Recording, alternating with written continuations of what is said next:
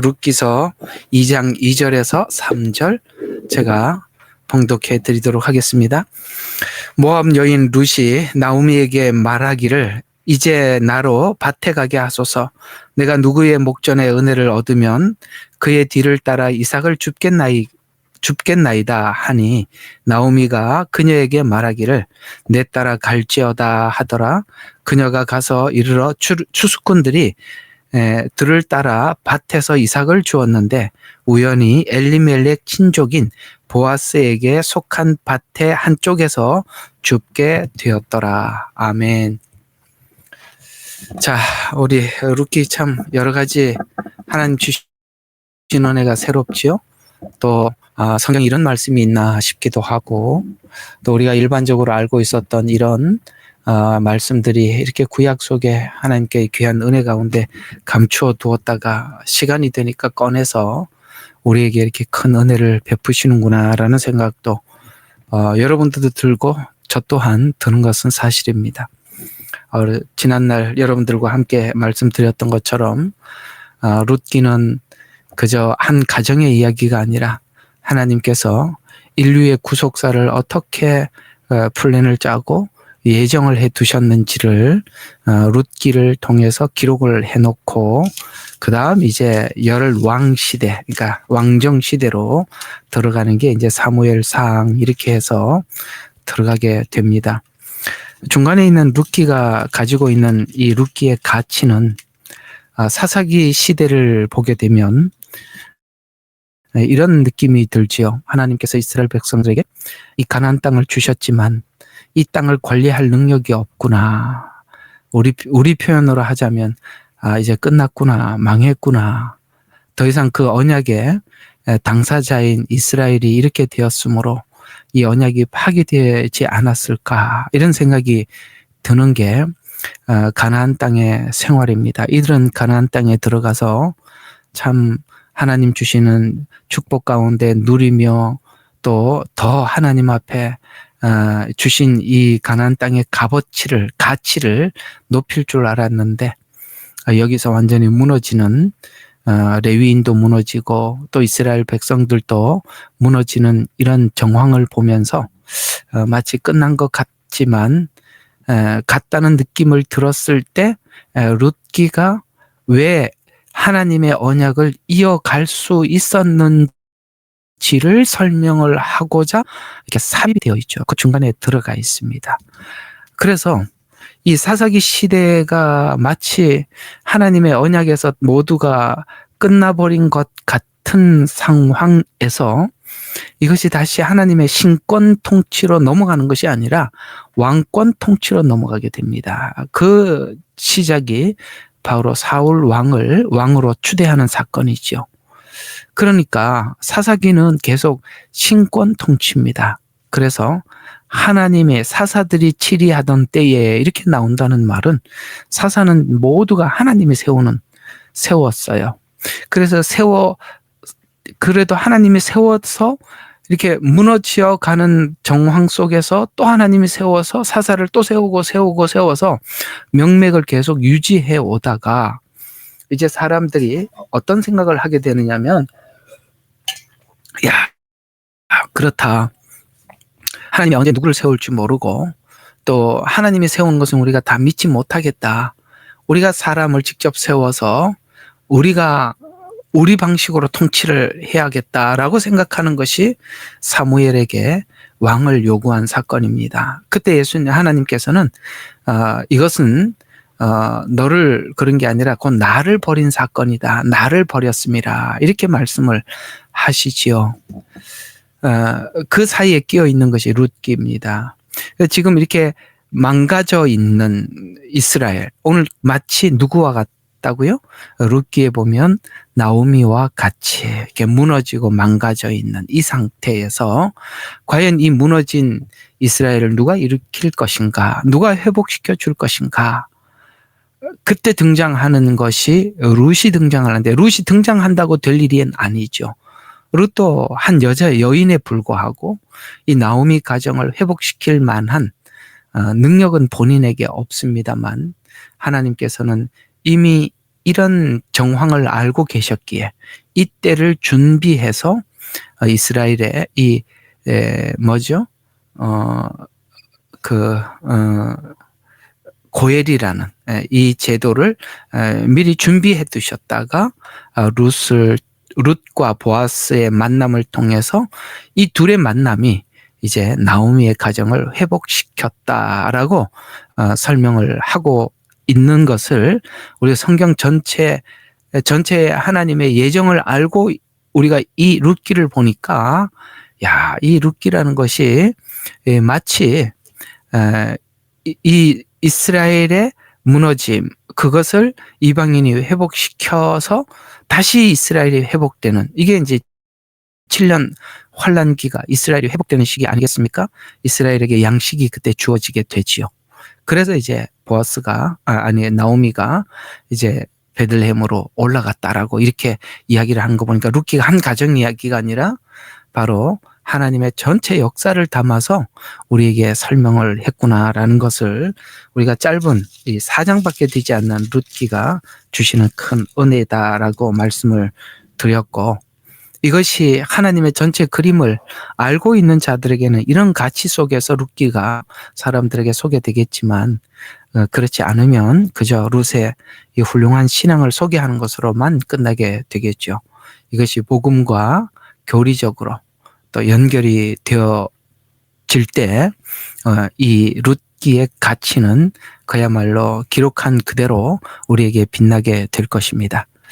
그런 차원에서 저는 지난주에 여러분들에게 룻기의 내용이 나오미의 가정의 정황과 룻의 만남, 그리고 보아스의 만남이라는 룻기 전체 과정을 우리가 압축해서 여러분들에게 전달하면서 이것이 로마서 9장과 11장의 중요한 자료가 되었고, 이 로마서 9장과 11장도 바로 이런 기대 속에서 바울이 이스라엘의 회복을 선포했다. 그래서 9장과 11장을, 그 다음에 에베소서를 그 관계에 대해서 여러분들에게 설명을 했던 것이 기억나시죠? 저번 주에 그 내용을 가지고 말씀을 드렸습니다.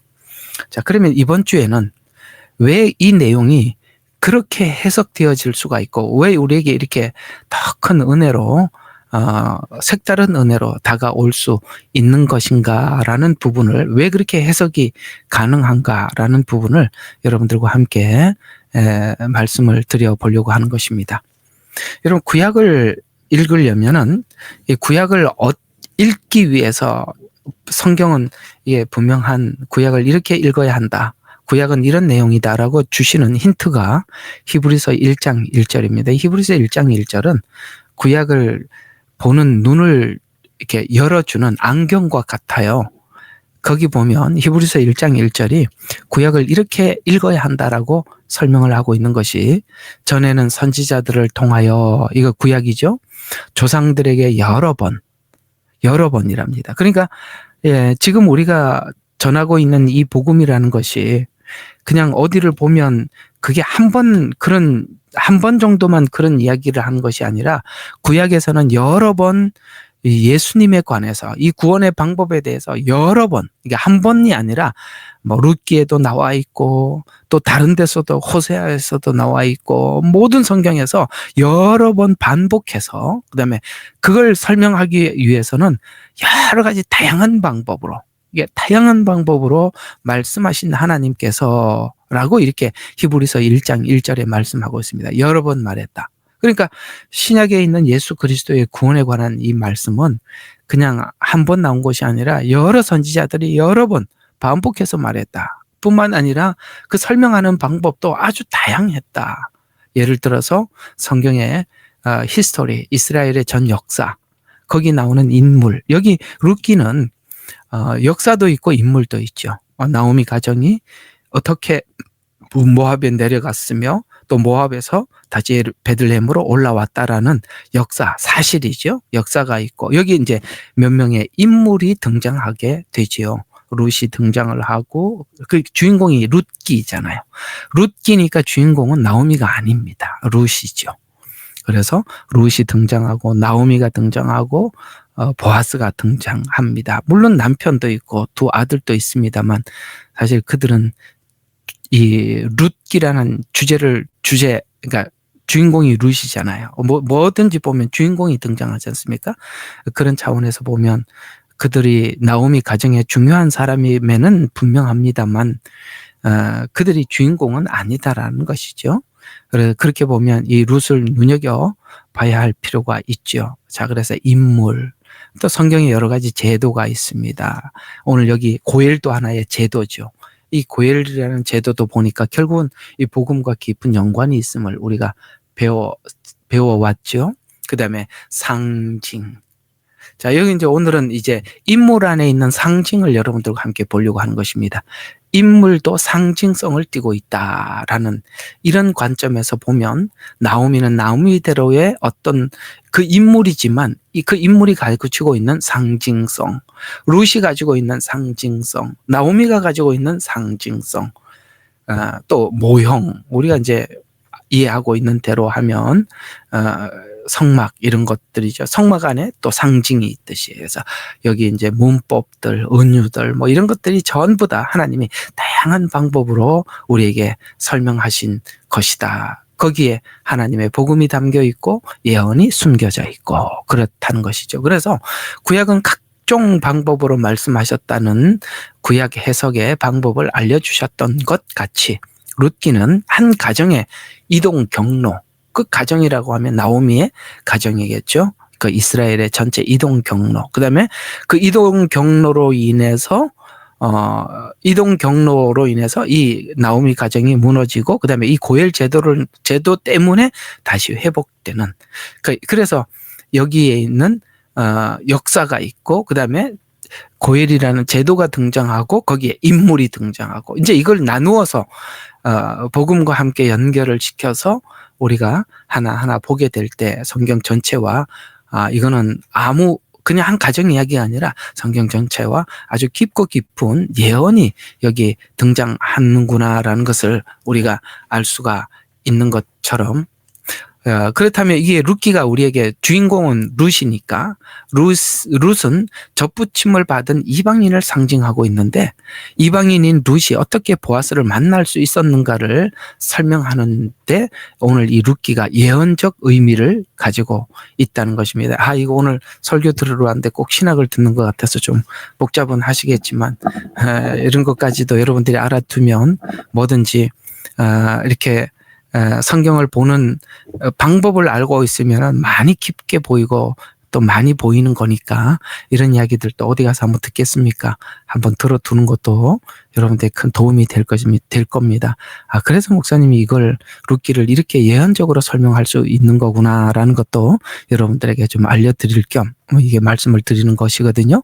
그래서 성경에서 나오는 그러니까 성경에는 인물이 나오고 또 인물이 그 역할, 아까 상징적 의미를 가지고 있다 했잖아요. 역할에 대한 말씀이 나오는데 예를 들면 이런 역할극들에 대한 이야기들이 참 많이 나오긴 하지만 예를 들면 요거와 흡사한 하나의 역할극 했던 역할이 뭐냐면은 야곱이 리브가의 안내를 받아서 이삭에게 이렇게 축복을 받는 장면이 창세기에 나오죠. 여러분 아시죠? 그래서 리브가가 이렇게 야곱을 마치 에서처럼 이렇게 위장을 하게 하죠. 그렇게 해서 내가 이제 이 하나님께서 내 아버지 아브라함에게 준 이 약속을 내가 후손들에게 줘야 되겠다라는 이야기를 옆에서 살짝 듣습니다. 누가요? 리브가가. 그러니까 리브가의 안내를 받았던 야곱이 이제 그 에서가 받아야 될 축복을 전부 다 야곱이 누릴 수 있었던 것은 바로 리브가의 안내를 받아서 뭡니까? 이삭의 복을 받는 것처럼 이런 게 역할극이라는 게 있다. 요거 이제 뭐 어쨌든 이런 역할이 있어요. 그러면 이 역할들을 보면 이삭은 뭡니까? 그 축복을 주는 자. 계속 아브라함으로부터 축복을 본인이 받았죠. 그 축복을 다음 때에 이어줄 축복을 주는 자라는 측면에서 하나님이 우리에게 축복을 주시죠. 그런 차원에서 역할이 있다라는 것이죠. 리브가는 어떤 역할일까요? 어떻게 하면 그 아버지의 축복을 받을 수 있는지를 준비시켜 주는 자. 그건 누구죠? 그 역할들은 어쩌면은 우리 이렇게 볼 수도 있죠.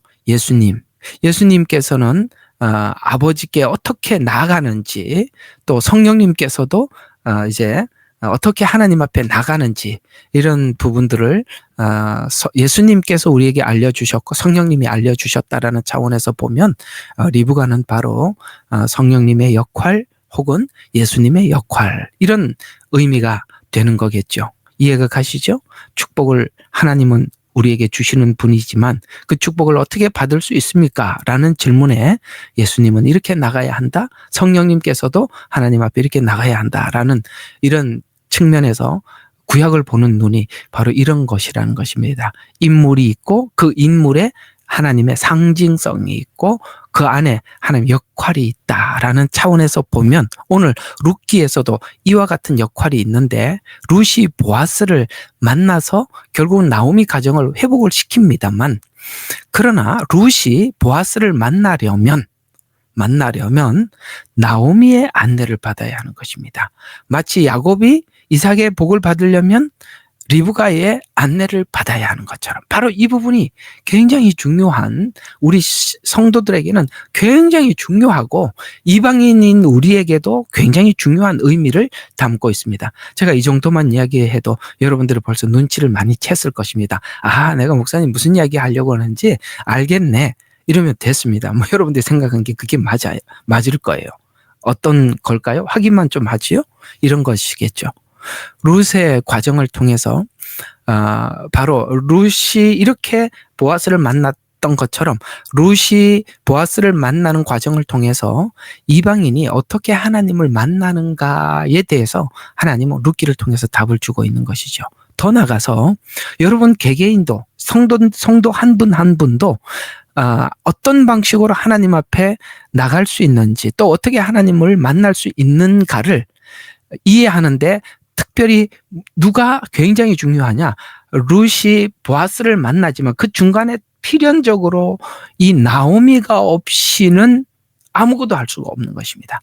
나오미가 있었기 때문에 모압 땅에서 어디로요? 모압 땅에서 지금 이 베들레헴으로 올라올 수도 있었고, 나오미가 있었기 때문에 보아스를 어떻게 만나는지 안내를 받게 되죠. 이런 차원에서 보면 오늘 이방인인 우리가 예수님을 만나기 위해서는 필연적으로 이 이스라엘의 안내라고 하면 우리가 이스라엘이 온 인류에게 전달해 준 성경이죠. 하나님 말씀입니다. 그들은 이 말씀을 받아서 온 인류에게 전하는 정말 중요한 역할을 했고, 그들이 전해준 이 성경을 통해서 우리는 예수 그리스도를 발견하게 되고 주님을 만나게 되죠. 동일하게 성도들 각 개개인에게도 하나님께서 여러분이 주님을 만나기 위해서 오늘 나오미를 보내듯이 하나님께서 사람을 보내서 하나님을 만날 수 있는 방법, 그런 것들을 하나님께서 안내해 주셔서 저와 여러분이 하나님을 만나게 되듯이 말이죠. 오늘 룻이 받은 축복은 나오미를 만난 건 맞습니다.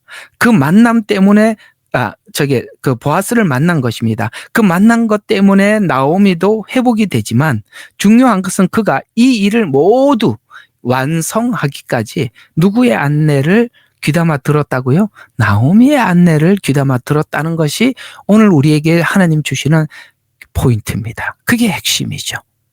그래서 오늘 이방교회가 이렇게 복음을 받게 된 것은 하나님께서 오늘 이 나오미를 모압 땅으로 내려가게 했듯이 흩어 보냈고 전파했고, 그래서 우리가 믿어 구원을 얻게 되었다라고 말씀하고 있습니다. 여러분, 이 로마서는 유대교회가 아니라 이방교회입니다. 아시죠? 로마에 세워진 이 이방교회입니다. 그들에게 지금 로마서 9장과 11장을 기록을 하면서 이런 말씀을 하고 있습니다. 로마서 10장 13절과 15절에 보니까 주의 이름을 부르는 자는 누구나 구원을 받으리라. 그렇습니다. 오늘 이 로마 교회는 예수님을 믿고 하나님을 아버지라 부르고 주의 이름을 부르고 있습니다. 누구든지 하나님의 영이 없이는 하나님을 아버지라고 부르지 못한다고 말씀을 하셨어요. 이 로마 교회는 아버지라고 부릅니다. 주의 이름을 불렀어요. 그런데 주의 이름을 부르면은 누구나 구원을 받으리라. 그런즉 그들이 믿지 아니하는 일을 어찌 부르리요. 이게 결국은 믿으니까 주의 이름을 불렀다는 얘기가 되는데, 그러면 듣지도 못한 일을 어찌 믿으리요. 그렇죠. 우리가 2000년 전에 있었던 사건이기 때문에 우리가 봐서 믿는 게 아니라 그 사건을 성경에 있는 글로 우리가 보고 그 다음에 누군가가 전파한 그 들음으로 우리가 믿게 되었단 말이죠. 그래서 듣지 못한 일을 어찌 믿으리요. 맞습니다. 우리가 들었기 때문에 결국은 주의 이름을 부르고 믿어서 구원을 받게 됐죠. 근데 그 뒤에 전파하는 자가 없이 어찌 들으리요라고 이야기합니다. 그러면 그렇죠. 누군가가 와서 전파를 해줬기 때문에 우리가 믿고 듣게 되었어요. 근데 여기까지는 누군가가 나한테 전도해서 내가 믿게 됐고 주의 이름을 부르게 되었구나. 그래서 내가 구원을 받았구나. 이렇게 생각하는데 뜻하지 않는 말이 하나 더 붙어 있어요. 파송되지 않은데 어찌 전파하리요. 이 오늘 주님이 로마서를 통해서 하고 싶은 얘기가 뭡니까? 파송되었다는 이야기입니다. 저번 주에 말씀드렸죠. 이 나오미 가정이 모압에 내려간 것이 우연이 아니라고. 하나님의 오늘 로마서 10장대로 하면 파송되었다라고 하면서 이것은 하나님께서 이방인들에게 복음을 전파하기 위해서 유대인들을 이렇게 파송한 일이구나라는 것을 우리가 알게 되죠. 그런데 그 뒤에 보면 이렇게 이야기하고 있습니다. 지금 나오미 가정이 우리가 볼 때는 현실적으로 되게 비참해 보이고 이게 뭐야? 이 내려가서 남편도 죽고 아들도 다 죽었잖아. 이렇게 하겠지만 성경은 도리어 이렇게 이야기하고 있습니다. 기록된 바와 같으니 화평의 복음을 전하여 좋은 일들의 기쁜 소식을 가져오는 자들의 발이 얼마나 아름다운가라고 하였느니라. 야, 어때요? 놀랍지요? 이게 지금 하나님께서 기쁜 소식을 전하기 위해서 화평의 복음. 여러분 왜 여기에 로마서 10장은 화평의 복음이라고 합니까?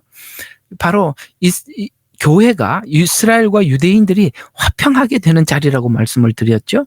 그래서 유대인들이 가지고 있던 그 언약을 이방 교회가 교회를 통해서 전달받은 장소가 교회라고 말씀을 드렸습니다. 여기서 말하는 이 화평이라는 것은 하나님과 화평이 아니라 에베소서에서도 이스라엘과 화평이 됨으로써 하나님과 화평이 되었다라고 말씀하고 있습니다. 우리는 이 이야기를 그냥 하나님과 직접 이렇게 연관을 시키는데 로마서 10장은 이방인과 유대인이 어떻게 하나님과 하나가 되었는가를 설명을 하고 있잖아요. 참 이게 아무것도 아닌 것 같지만 제가 지금 방금 말씀드린 이 이야기가 아무것도 아닌 것 같지만은 우리가 그냥 화평 그리면 하나님과 우리가 화평이다 이렇게 일반적으로 생각을 해요.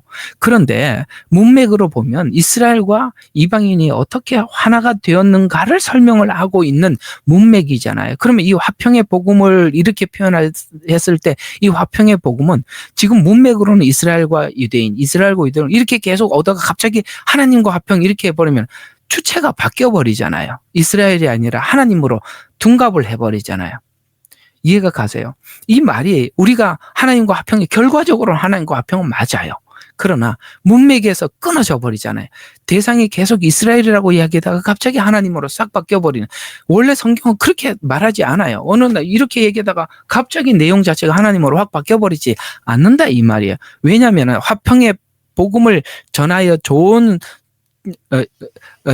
일들을 기쁜 소식을 가져오는 자들의 발이여 그들의 그 발이 얼마나 아름다운가 이걸 목사님들이 참 이게 복음을 전하기 위해서 그 발이 참 아름답구나라고 이렇게만 치부하지 말라는 거예요. 그건 다 자기 마음대로 해석하는 거예요. 문맥에서 뭐라고 설명을 하다가 이 말이 등장을 했고 그렇다면 이 화평이란 것은 이스라엘과 유대인의 화평이구나라고 이렇게 하고 그것이 곧 하나님과 화평이구나 이렇게 성경은 설명을 해가고 있는데 우리 마음대로 이게 여기 갑자기 화평의 복음을 전하는 사람이 선교사 파송이니 맞지요. 그 얘기가 틀렸다는 이야기가 아니라 문맥에서 엇나가잖아요. 그렇게 설교하는 건 틀린 게 아니에요. 그러나 우리는 원칙적인 관점에서 성경에서 무엇을 설명을 하고 있었는지를 놓치지 말고 그걸 붙잡고 들어가라는 이야기가 되는 것입니다. 오늘 이 이야기를 조금 더 여러분들에게 참고 삼아 하나 더 여러분들에게 보충해서 설명을 해드린다면, 이 나오미 가정이 이 여차저차 2차라고 하면 그저 베들레헴에 양식도 떨어졌고 먹을 게 없고 보니까 모압 땅에는 양식이 있어 보이고 그렇게 내려간 것이, 그들은 먹을 걸 구하러 내려갔지만 그것이 하나님의 귀한 부르심이요 사명이었다라는 관점에서 보면, 오늘 하나님 앞에 부름을 받은 목사님들 여기도 계시지만 우리가 하나님 앞에 이렇게 부름을 받는 것입니다. 그것이 그의 우연한 사건이 아니라 그때 그 일로 하나님 앞에 부르심을 확인을 받고 하나님 앞에 지금까지 그 복음을 위해서 살고 있는데, 그것이 마치 나오미 입장에서 보면 그냥 이렇게 먹을 게 없고 저쪽에 그러니까 모압 땅에 먹을 게 있고 그래서 내려갔더니 그렇게 한 것이 하나님의 부르심의 확인이었고, 이렇게 하고 하나님 앞에 가는 거예요. 누가 하나님, 제가 하나님 앞에 이 복음을 위해서 살겠습니다. 저는 뭐 태어나면서부터 하나님이 저를 구별한 자입니다. 이렇게 아는 사람이 어디 있습니까? 그렇지 않다 이 말이에요. 이게 우리가 과거들을 쭉 돌아가 보면 이것들이 그럴 수밖에 없어서 그렇게 했던 것인데, 그럴 수밖에 없어서 그렇게 한 것이 하나님의 어떤 큰 틀 안에 뭔가가 있어서 그것이 내가 하나님과의 이런 계기가 되었고, 이런 일들이 많더라는 것이죠. 나오미가 우리가 보면은 자연스럽게 내려갈 수밖에 없어서 내려갔지만 그것이 하나님 앞에 복음을 전하는, 화평의 복음을 전하는 아름다운 발이요 라고 그 기쁜 소식을 전하는 일이었다, 이렇게 이야기를 하고 있는 것입니다. 그 모든 것이 하나님 안에서는 참 다 복이 된다는 것이죠. 자, 다시 원점으로 돌아와서, 자, 그래서 룻기를 통해서 설명하고자 하는 것은, 룻의 입장인 이방인 입장에서 보면 나오미가 모압에 내려온 일도 하나님이 파송한 일이며 믿어 신앙 고백한 것이 하나님께서 시작한 일이라고 말씀을 하고 있는 것입니다. 세상 사람들은 모두가 어떤 일들이 우연히 그런 일이 있어서 그 우연히 나를 이렇게 만들었다, 그 우연 때문에 내가 이렇게 됐다, 이렇게 많이들 이해를 하고 있는데, 우리 그리스도인들은 우연히 하나님이 가지고 계셨던 필연이라는 것이에요. 자, 다시 한번 뭐라고요? 우리에게는 우연이 없어요. 필연이에요. 예레미야, 눈물도 생긴 것도 하나님 우연히 그때 외치고 싶어서 그걸 가만히 있을 수가 없어서 외쳤는데, 하나님 지금 보니까 뭐예요? 그건 하나님의 필연적으로 이렇게 준비했던 것이다. 또 우리 인생 속에 일어났던 많은 일들이 마치 우연하게 자연스럽게 흘러간 것 같은데, 그것이 하나님께서 우리를 인도하는 방식 안에서 그게 지금 보니까 그게 그렇게 중요한 하나님의 필연이었구나라는 것, 우리 많이 겪고 경험해 보셨지 않습니까? 이런 것처럼 말이죠. 그래서 룻이 파송한 자의 안내를 받아서, 그 하나님께서 파송을 했죠. 안내를 받아서 보아스를 만나게 된 룻과 같이 성도 개개인은 하나님께서 보내신 자를, 하나님 보내신 자의 안내를 받아야 되는 것입니다. 오르바는 그걸 거절한 겁니다. 하나님이 보냈죠. 나오미를 하나님이 보냈습니다. 그러나 그것을 거절했죠. 그러나 우리의 믿음이 뭐냐? 하나님께서 나를 인도하시는 방법이 하나님께서 사람을 보내서 나를 인도한다는 거예요. 그걸 우리가 놓치지 않는 게 그게 진짜 복입니다. 진짜 중요한 건데, 이게 사람들과의 관계를 사람들이 우습게 여겨요. 진짜 우리가 알지요. 우리가 보통은 알아요. 하나님께서 모르게 그냥 넘어가게 할 리가 없어요. 얘야, 내가 너를 위해서 그를 보냈단다. 네가 꼭 붙들어야 한다. 하나님께서 그것이 내 안에 있는 죄와 허물을, 내 문제를 해결하기 위해서 아픔으로 보낸 사람이라 하더라도, 자, 그 사람을 보면서 우리가 이런 생각이 들죠. 항상 난 저 사람하고 만나서 얘기하면 부딪혀. 왜 부딪힙니까? 하나님 그래서 우리를 거울 삼아 보라고 부딪히는 사람을 보내준 거예요. 우리 알지요. 저거 하나님께서 나를 보라고, 내 속에 있는 그걸 보라고 하나님께서 저분을 보내주셨다라는 것을 보통은 다 알고 있으면서도 마치 아닌 척, 모르는 척 그렇게 하거든요. 그걸 우리가 하나님께서 주신 것이라는 것을 우리가 믿는 믿음이 그게 우리에게 너무나도 중요한 것입니다. 오르반은 그걸 거절하게 됐지요. 그러나 룻은 그걸 받아들이는 것입니다. 하나님이 보내준 자를 받는 것이죠. 그래서 이 오르반은 그 안내를 거절하지만 룻은 그 안내를 친절하게 나오미가 해주게 되고 그걸 잘 받습니다. 나중에 그 안내 받는 이야기들이 여기 참 많이 나오지만은 오늘 우연히라는 표현을 써요.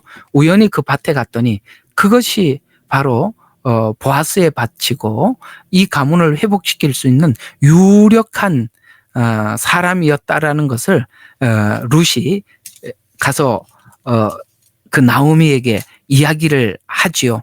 그리고 이 어떻게 해야 이 보아스와 함께 만나서 이 나오미 가정을 회복시킬지를 룻기서 3장에 우리 이제 다음번에 하지만 짤막하게 그 나오미가 얼마나 친절하게 설명을 해 주었는지 또 그 설명해 주었던 이 설명을 얼마나 이 룻이 친절하게 그 이야기를 잘 들어서 순종을 했는지를 룻기서 3장 2절과 6절 한번 잠깐 읽어보고 다음번에 할 거지만 한번 봅시다. 자, 3장 2절과 6절입니다.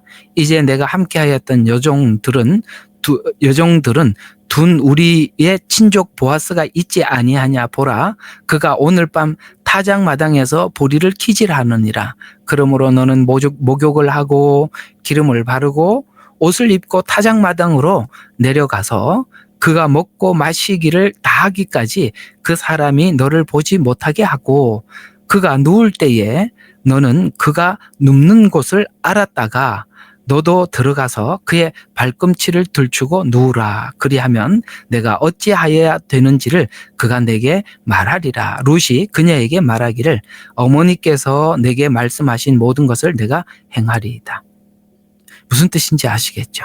하나님께서는 우리는 하나님을 어떻게 만나야 하는지 어떻게 돼야 되는지 우리는 알지 못해요. 그래서 우리는 유대인의 인도를 받아서 주님을 어떻게 만나는지 그들이 남겨준 성경을 통해서 우리가 이해를 하는 것입니다. 그리고 마지막 때도 이스라엘을 통해서 하나님의 시간표를 알려주고 계시듯이 우리 성도 각 개개인의 신앙을 어떻게 인도하시느냐. 하나님께서는 여러분 개개인을 인도하기 위해서 사람을 보내주시는 거예요.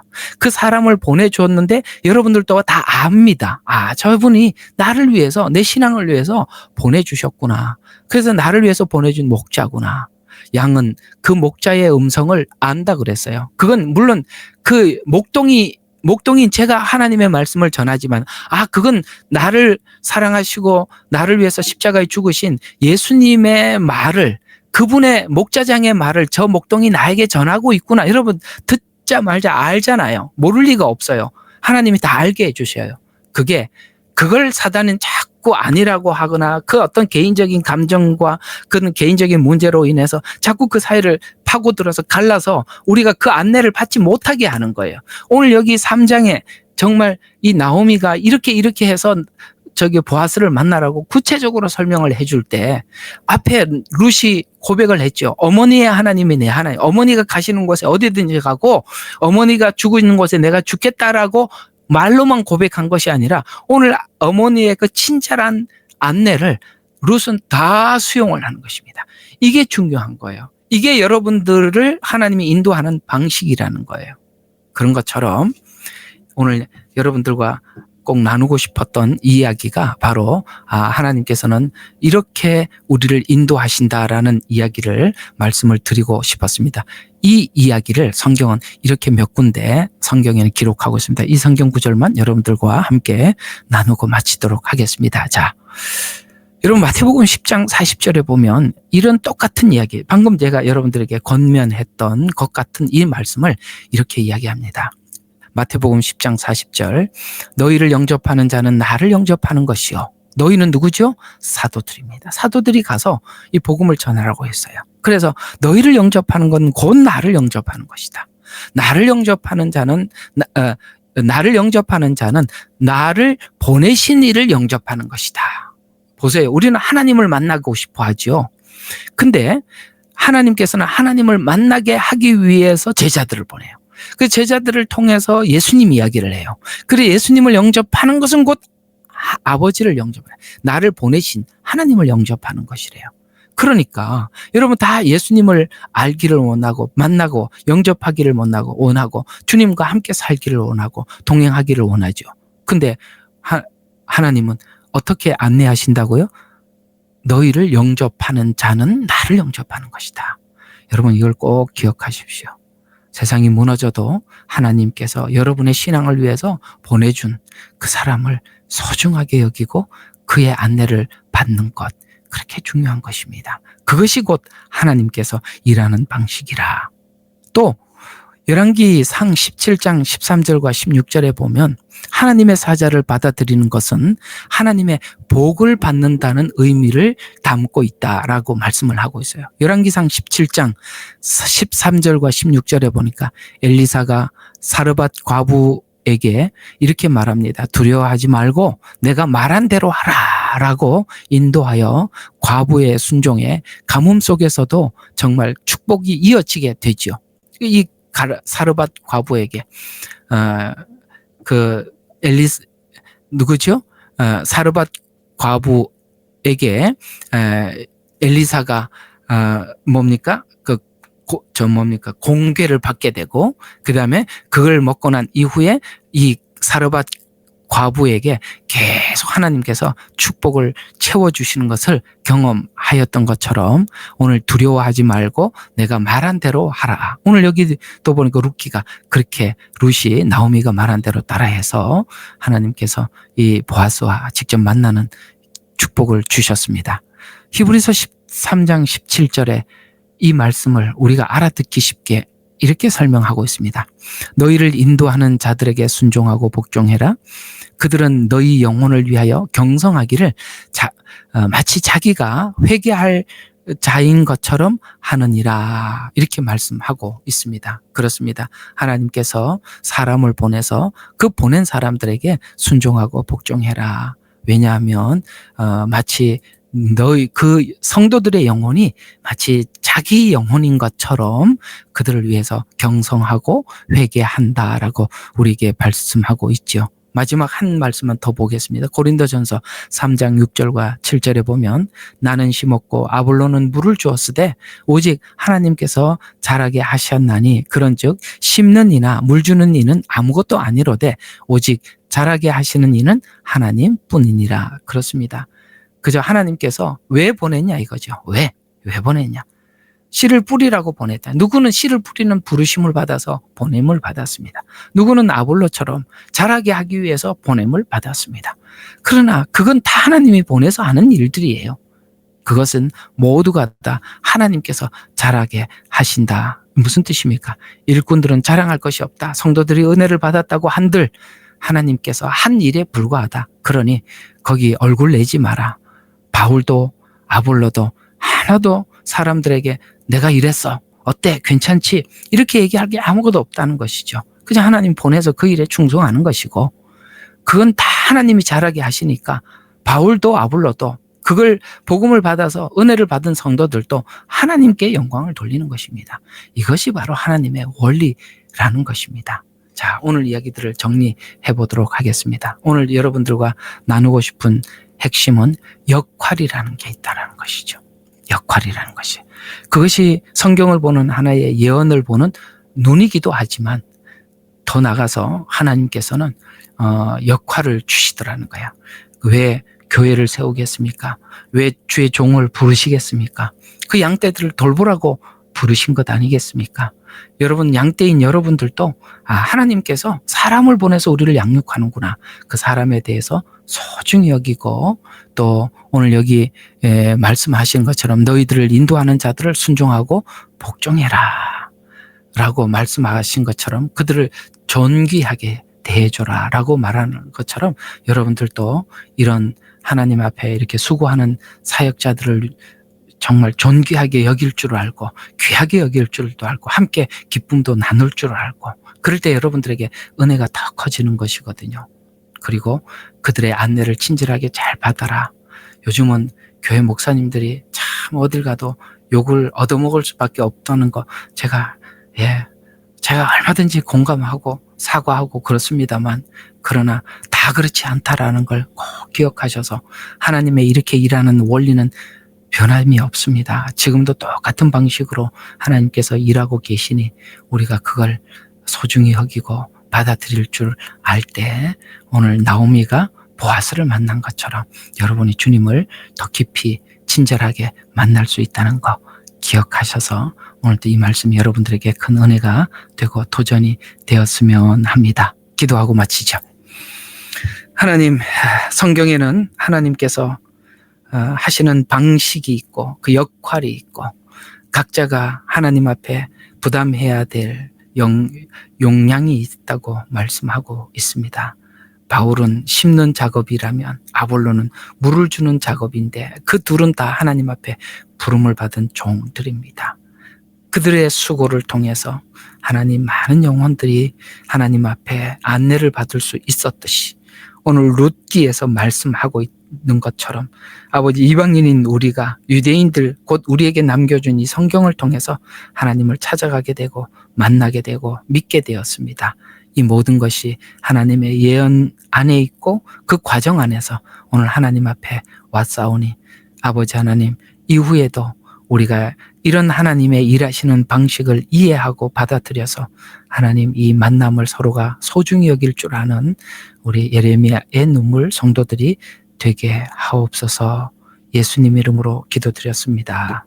아멘. 예레미야의 눈물은 시대에 맞는 말씀 선포와 변질되지 않은 순수 복음을 외치고 있습니다. 함께 연결되어 하나님께 예배드리며 이 마지막 때에 하나님께 쓰임받길 원하시는 분은 카카오 채널로 연락 주시면 연락 드리도록 하겠습니다. 고정 댓글에 채널 경고와 착제에 대비한 예비 채널과 제2채널 링크를 올렸습니다. 이 채널 또한 구독 부탁드리겠습니다. 감사합니다.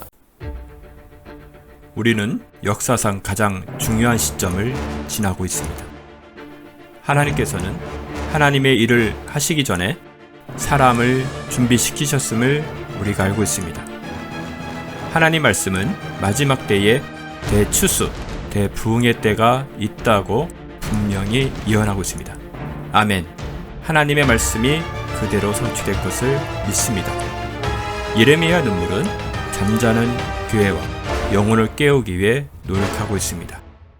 이 가슴 뛰는 일에 함께 하길 원하시는 분은 카카오 채널로 연락 주시기 바랍니다.